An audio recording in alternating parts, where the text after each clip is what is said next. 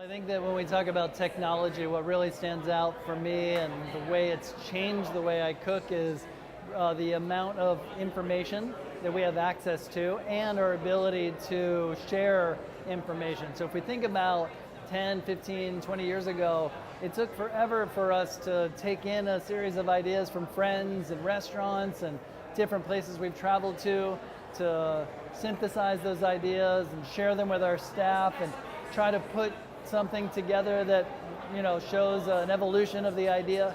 Now we can accomplish those things in a fraction of the time, even days, maybe even hours.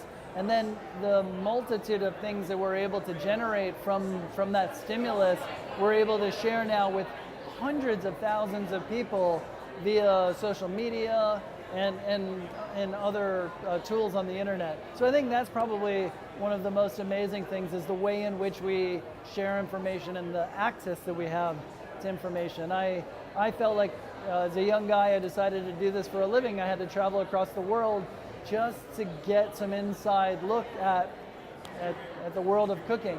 These days, I probably could accomplish what I learned in the first 10 years of my career in the matter of a few weeks.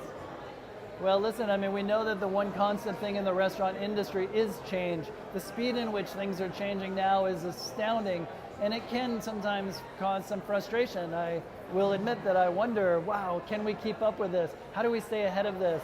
And the reality of it is that change is the constant. We have to recognize that whether that is technically speaking within our kitchen, culturally speaking, the way in which we broadcast ourselves and share our story is the difference between success or failure. If I could answer that, we'd probably all be in a much different place. But we know that people are, in the American restaurant industry, is looking to the future, will continue to favor this sense of high-low. We now know what great food is all about. As a large number of enthusiastic diners, we know how to name it. We know ingredients and varieties and techniques that we never could have shared a short time ago. But now we want to experience those great flavors in the most casual of settings. That's what I call the high-low. I had a great experience in Tokyo where I was sitting under the overpass of a train, and every time it would go by, it felt like an earthquake. The smoke was kind of billowing out of this very rustic hibachi grill, and a gentleman was cooking the most delicate little pieces of chicken that were lightly glazed. That is a dream that I think we've all tried to recreate in some way, shape, or form by putting great food in places that you'd least expect it. For inspiration for cooking for me comes from quite literally what's growing outside our region.